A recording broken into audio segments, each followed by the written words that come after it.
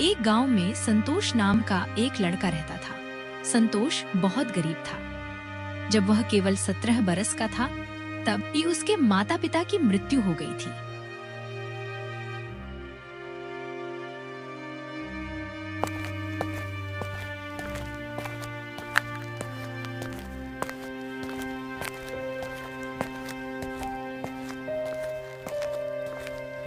एक दिन सेठ गांव के चबूतरे पर संतोष को पकड़कर कहने लगा, तेरे पिता ने मुझसे बहुत सारा कर्ज लिया था, मगर वह बिना कर्ज चुकाए ही ऊपर चला गया। अब तू बता, मुझे अपने पैसे कैसे लौटाएगा? सेठ जी, आप तो जानते ही हैं, मेरे पास कुछ भी नहीं है। मैं कैसे आपको धन लौटा पाऊंगा? ले देकर बस एक झोपड़ी है जिसमें मैं रहता हूँ। उस झोपड़ी का मैं क्या करूं? अगर पैसे नहीं है तो तुझे उम्र भर मेरे खेतों में मजदूरी करनी पड़ेगी, तब ही तेरा कर्ज चुक सकेगा। और सुन, इसके बदले तुझे कोई पैसे नहीं मिलेंगे। ठीक है सेठ जी, अगर ऐसा करने से कर्ज माफ हो जाएगा तो मुझे मंजूर है। नादान संतोष हालातों के आगे मजबूर होकर सेठ की बात मान गया।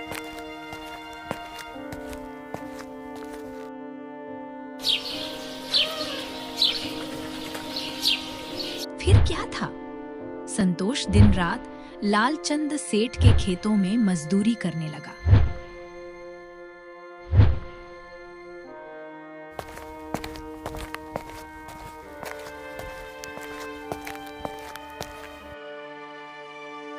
दिन भर खटने के बाद भी सेठ उसे केवल रात का खाना देता था, वो भी बस 2 सूखी रोटियां। ले, इसे खा और सो जा। कल सुबह जल्दी उठकर फिर काम पर लग जाना।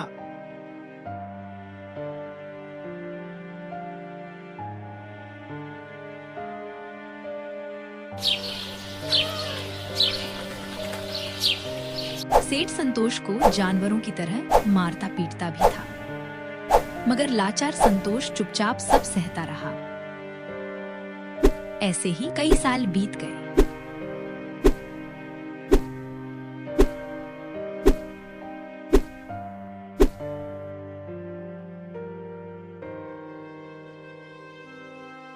अब संतोष 25 वर्ष का हो चुका था। एक दिन सुबह सुबह उसकी आंख जरा देर से खुली। अरे बाप रे, उठने में देर हो गई। जल्दी से खेत पहुंचता हूँ, वरना सेठ जी बहुत गुस्सा करेंगे। वह घबराकर खेत की ओर दौड़ पड़ा।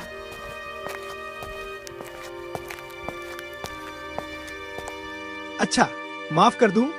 अरे, अगर एक बार माफ कर दूंगा ना तो तू बार बार यही गलती दोहराएगा। सजा तो तुझे मिलनी ही चाहिए। तू क्या चाहता है? तू घर में आराम करे और मैं खेतों में काम करूं? रुक, अभी बताता हूं तुझे।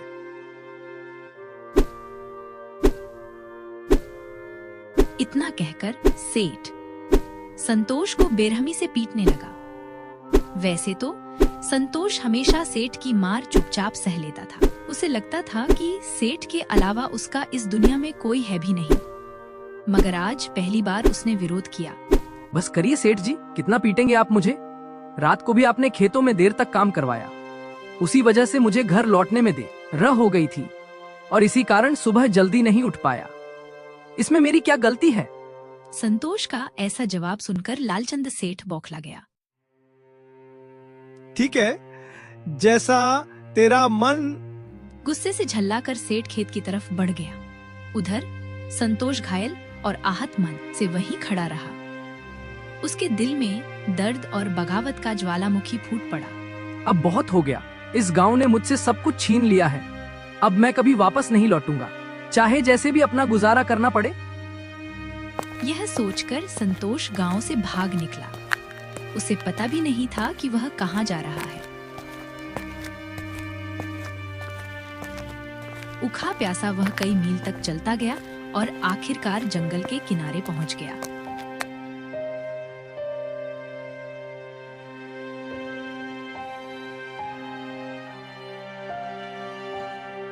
थककर एक पेड़ के नीचे बैठते ही उसकी आंखों से आंसू बह निकले।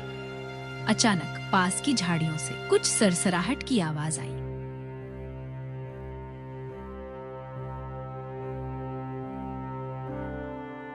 संतोष चौकन्ना होकर उधर बढ़ा। जैसे ही वह झाड़ियों के पास पहुंचा, उसने देखा कि वहां एक हिरण फंसा हुआ है। संतोष ने प्यार से हिरण को सहलाया।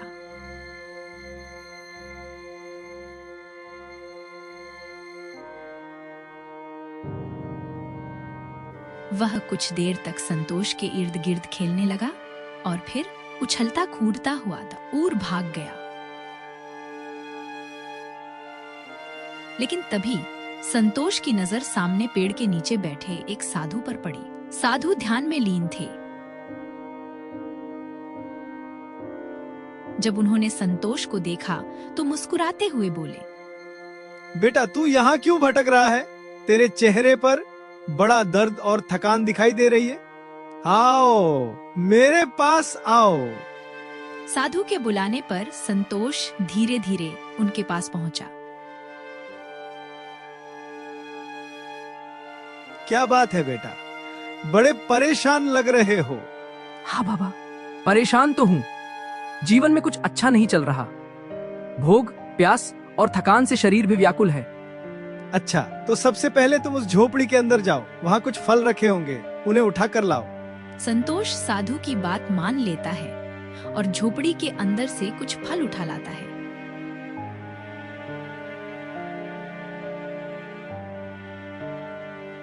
साधु उनमें से कुछ फल अपने पास रख लेते हैं और बाकी संतोष को दे देते हैं।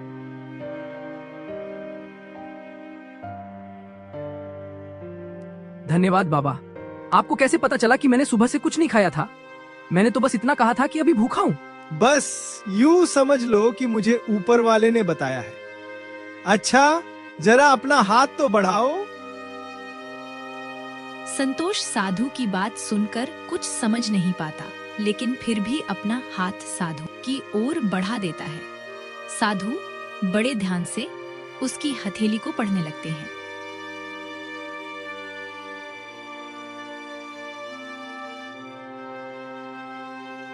अरे तू तो बड़ा किस्मत वाला है, तेरे पास बहुत सारा धन होगा। संतोष को यह देखकर हंसी आ जाती है।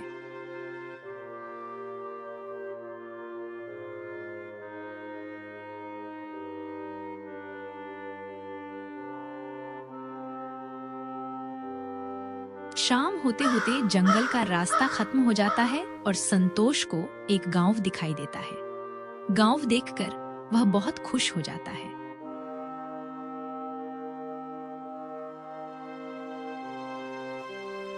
आखिरकार गांव आ गया। अब मुझे जंगल में जंगली जानवरों के बीच नहीं सोना पड़ेगा। कितना डरावना जंगल था वो, लेकिन अब मुझे रहने के लिए कोई जगह ढूंढनी पड़ेगी। संतोष गांव में इधर उधर काम और ठहरने की जगह की तलाश में भटकता है। तभी उसे करमचंद नामक एक बूढ़े आदमी की ठाई की दुकान दिखाई देती है। करमचंद ग्राहकों से बड़े प्यार से बातें कर रहा होता है। संतोष पास जाकर कहता है, क्या आपकी दुकान में मुझे अभी कुछ काम मिल सकता है? बदले में आप बस मुझे आज रात गुजारने के लिए जगह दे दीजिए। अच्छा ठीक है, तुम ये सारे मिठाई के खाली डब्बे संभालने में मेरी मदद कर दो। मैंने अपने निकम्मे बेटे अनुज को कितनी बार बुलाया, पर वह मेरी मदद करने आया ही नहीं। अच्छा हुआ कि तुम आ गए। आओ बेटा आओ। संतोष मन लगाकर करमचंद की मदद करने लगता है। करमचंद और उसका बेटा अनुज ही अकेले रहते थे। अनुज की माँ का बहुत पहले ही देहांत हो चुका था।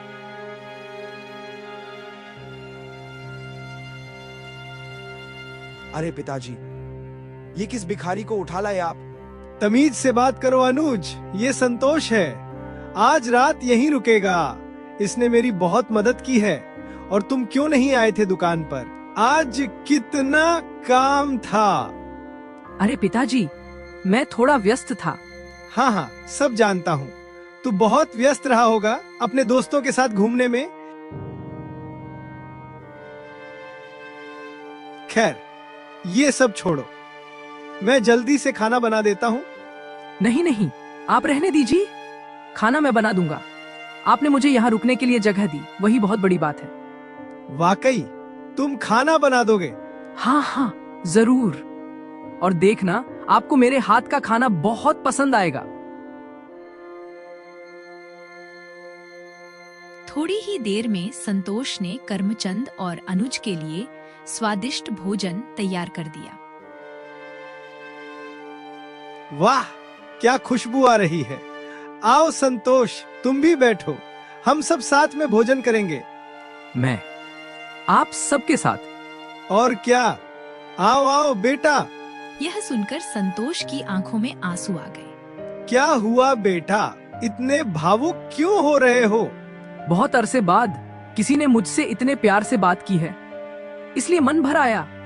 अब सब साथ में भोजन करते हैं। उस रात तीनों ने मिलकर हंसी खुशी भोजन किया। अगली सुबह संतोष जल्दी उठ गया और सबके लिए नाश्ता बनाया। उसे बहुत अच्छा लग रहा था, मानो उसकी जिंदगी की एक नई शुरुआत हो। चाचा जी, उठ जाइए, मैंने आपके लिए नाश्ता तैयार कर दिया है और अनुज को भी जगा दिया है। क्या खुशबू है चाय की। बेटा, तूने तो मेरा दिन ही बना दिया। अरे, ऐसे तो सिर्फ मेरी पत्नी ही मुझे नाश्ता बनाकर खिलाया करती थी, तूने तो उसकी याद दिला दी। और हाँ, ये क्या सेठ सेठ लगाकर बुलाते रहते हो? एक काम करो, मुझे चाचा कहकर बुलाया करो। हीरालाल की यह बात सुनकर संतोष को बहुत अच्छा लगता है। वह खुशी से कहता है, ठीक है हीरा चाचा। अरे अनुज, उठ जा, देख संतोष ने कितना बढ़िया नाश्ता बनाया है। इसकी खुशबू से तो सारा घर महक उठा है। कर्मचंद के कहने पर अनुज उठ जाता है। तीनों जैसे ही नाश्ता करने बैठे थे कि अचानक बाहर से ढोल बजने की आवाज सुनाई देती है। अरे, ये कैसी आवाज है चाचा? अरे बेटा, लगता है महल के सैनिक गांव वालों के लिए कोई संदेश लाए हैं। वो हमेशा इसी तरह ढोल बजाकर सबको बुलाते हैं।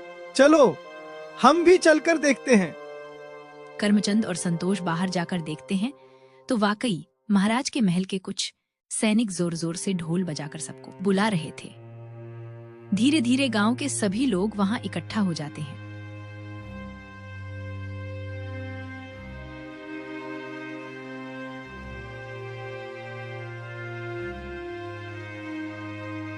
एक सैनिक ऊंची आवाज में बोलता है, सुनो गांव वालों, राजकुमारी मैना अपने विवाह के लिए एक योग्य वर की तलाश कर रही हैं और जो भी इस शर्त को पूरा करेगा उसे ही राज सौंप दिया जाएगा।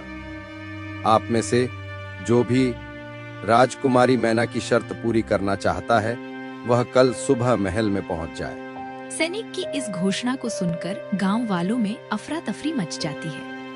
कई नौजवान राजकुमार बनने के लालच में राजकुमारी की शर्त पूरी करने का फैसला कर लेते हैं।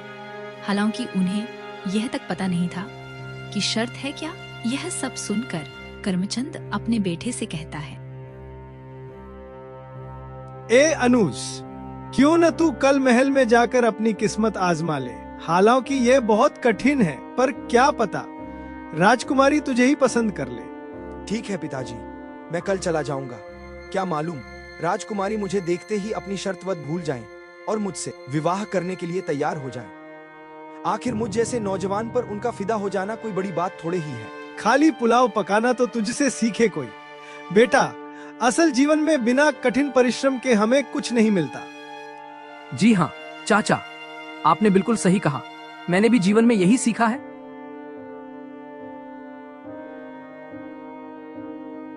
हाँ, तो संतोष, तुम भी अनुज के साथ महल चले जाना। क्या पता तुम्हारा भी भाग्य चमक जाए या फिर तुम्हें वहाँ कोई नौकरी ही मिल जाए। चाचा, मुझे तो अपनी किस्मत पर बिल्कुल भरोसा नहीं है। कहाँ राजकुमारी और कहाँ मैं।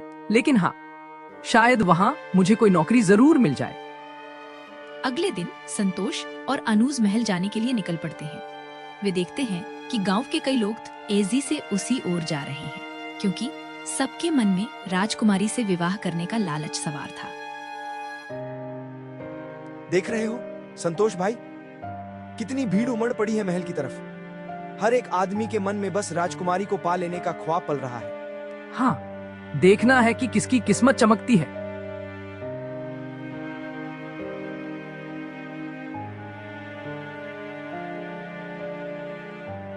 थोड़ा चलने के बाद सभी गांव वाले महल की सभा में पहुंच जाते हैं। वहां महाराज और महारानी अपनी बेटी राजकुमारी मैना के साथ विराजमान थे।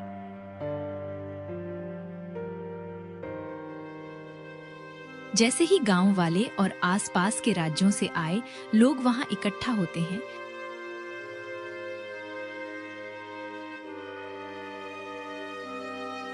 राजकुमारी आगे बढ़कर सबको संबोधित करती है। आप सभी मेरी बात ध्यान से सुनिए। जैसा कि मैंने पहले कहा था, मेरी एक शर्त है और उसे जो भी पूरा करेगा मैं उसी से विवाह करूंगी। तो क्या आप सब मेरी शर्त पूरी करने के लिए तैयार हैं? इतना कहते ही सभा में सन्नाटा छा गया।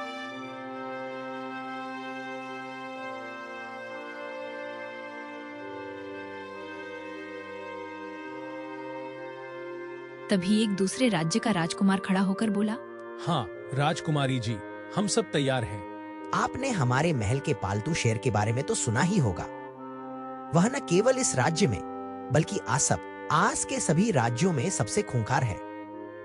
आप में से जो भी राजकुमारी से विवाह करना चाहता है उसे हमारे शेर से लड़ना होगा और उसे हराना होगा। लेकिन ध्यान रहे, शेर को एक खरोंच तक नहीं आनी चाहिए। आपको उसे इस तरह से बस में करना होगा कि वह खुद ब खुद आपके सामने घुटनों पर बैठ जाए। जैसे ही राजकुमारी की यह शर्त सबके कानों तक पहुंची, आधी सभा तो वहीं खाली हो गई। कई गांव वाले और राजकुमार डर के मारे अपने घर लौट गए। अनुज भी सहमकर वापस जाने लगा, लेकिन संतोष ने उसे रोक लिया। सभा में संतोष, ऋष और अनुज भीड़ के पीछे खड़े थे, इसलिए उन्हें राजकुमारी मैना ठीक से दिखाई नहीं दे रही थी। पर जैसे ही भीड़ थोड़ी छोटी और सभा खाली होने लगी, संतोष की नजर राजकुमारी मैना पर पड़ी। वह इतनी सुंदर थी कि उसे देखकर ही संतोष मोहित हो गया। अनुज उसका हाथ छुड़ाकर बाकी लोगों के साथ बाहर निकल गया। अब सभा में गिने चुने लोग ही बचे थे। राजकुमारी बोली, देखा पिताजी, आधे से ज्यादा लोग तो मेरी शर्त सुनते ही भाग गए और अब जो बचे हैं वे शेर को देखकर भाग जाएंगे। बेटी, तुमने शर्त भी ऐसी रखी है, लगता है तुम्हें विवाह करना ही नहीं था। लेकिन चलो, अब इन्हें शेर के पिंजरे के पास ले चलते हैं। क्या पता इनमें से कोई तुम्हारा होने वाला राजकुमार हो। यह नामुमकिन है पिताजी, ऐसा कोई वीर आज तक इस धरती पर जन्मा ही नहीं है। सैनिक उन बचे हुए लोगों को लेकर महल के बगीचे में पहुंचे। वहां एक बड़ा सा पिंजरा रखा हुआ था, जिसमें एक विशाल शेर कैद था। इतना बड़ा और डरावना शेर देखकर कुछ लोगों की तो सिट्टी पिट्टी गुम हो गई, मगर संतोष की नजर तो राजकुमारी से हट ही नहीं रही थी। उसके मन में विचार आया, मेरे पास अब खोने को है ही क्या। वैसे भी मेरी जिंदगी अब तक बहुत खराब रही है। कौन है जो मेरा घर पर इंतजार कर रहा होगा? तो क्यों ना मैं यह शर्त पूरी करने की कोशिश करूं। क्या पता सचमुच मेरा भाग्य चमक जाए। जैसे ही शेर सबके सामने धाड़ा, जो थोड़े बहुत लोग बचे थे वे भी डर कर भाग गए। अब वहां केवल संतोष अकेला खड़ा रह गया। राजकुमारी ने जब देखा कि संतोष अभी भी डटा हुआ है तो वह चौंक गई। अरे, तुम गए नहीं। लगता है कि तुम्हें अपनी जीवन से कोई खास लगाव नहीं है। नहीं राजकुमारी जी, मुझे इस शेर से एक बार लड़ना है और आपकी शर्त पूरी करनी है। और जहाँ तक जीवन की बात रही, तो मेरे जीवन में वाकई में ऐसा कुछ भी नहीं है जिसके लिए मुझे जीने की बहुत चाहत हो। क्या? वाकई में? ठीक है, फिर जाओ उस शेर के पिंजरे में और आजमा लो अपनी तकदीर को।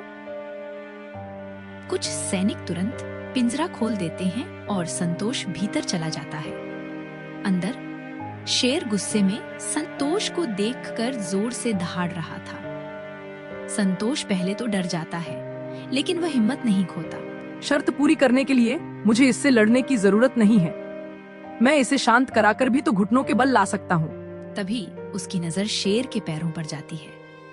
वहाँ गहरी चोट लगी हुई थी और खून बह रहा था। यही वजह थी कि शेर और अधिक गुस्से में था। संतोष सब कुछ समझ जाता है। तो इसका मतलब है कि अब तक किसी ने शेर से लड़ाई नहीं की, यानी ये पालतू नहीं बल्कि जंगली शेर है जिसे पकड़कर जबरदस्ती यहाँ लाया गया है। संतोष मन ही मन बुदबुदाया, मुझे इसे शांत करना होगा।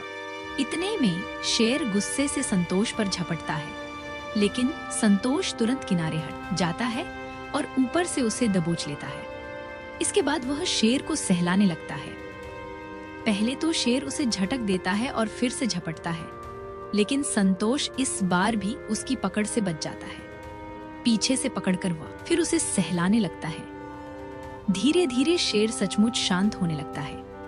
उसकी आंखों की आग कम हो जाती है और वह घुटनों के बल बैठ जाता है, मानो संतोष की बात समझ गया हो और अपने घर वापस जाना चाहता हो। संतोष अपने कुर्ते का थोड़ा सा कपड़ा फाड़कर शेर की चोट पर बांध देता है। यह दृश्य देखकर राजकुमारी और महाराज दोनों ही दंग रह जाते हैं। महाराज ने कहा, बेटी, इस लड़के ने तो तुम्हारी शर्त सचमुच पूरी कर दी। अब तुम क्या कहना चाहोगी? हाँ पिताजी, क्योंकि यह केवल हिम्मत वाला और बुद्धिमान ही नहीं है, बल्कि मेरी तरह जानवरों के दर्द को भी समझता है। सिपाहियों, इसे पिंजरे से बाहर निकालो और शेर की मरहम पट्टी करके उसे उसके जंगल में छोड़ाओ।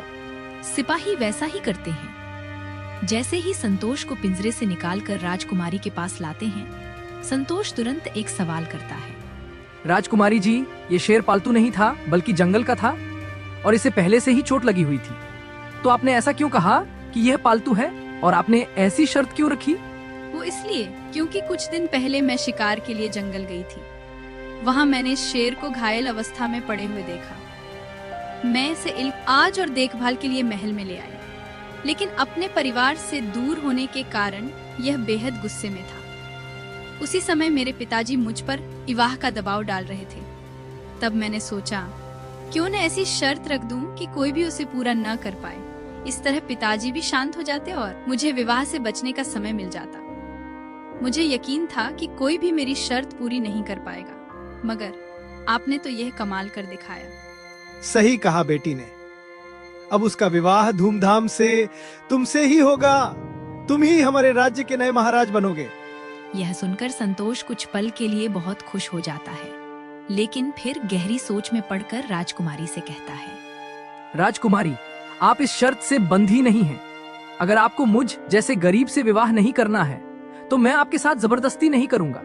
संतोष की यह बात सुनकर राजकुमारी हल्के से मुस्कुराती है और कहती है, ऐसा बिल्कुल नहीं है। मुझे अपने भावी पति में जिन खूबियों की तलाश थी वे सब आप में हैं। इसलिए मैं स्वयं आपसे विवाह करना चाहती हूँ। फिर क्या था? राजकुमारी मैना का विवाह संतोष से धूमधाम से संपन्न होता है। यह खबर सुनकर संतोष का पुराना मालिक धम्मू सेठ स्तब्ध रह जाता है, जबकि संतोष के चाचा कर्मचंद अत्यंत प्रसन्न होते हैं। संतोष राज्य का नया राजकुमार बन जाता है।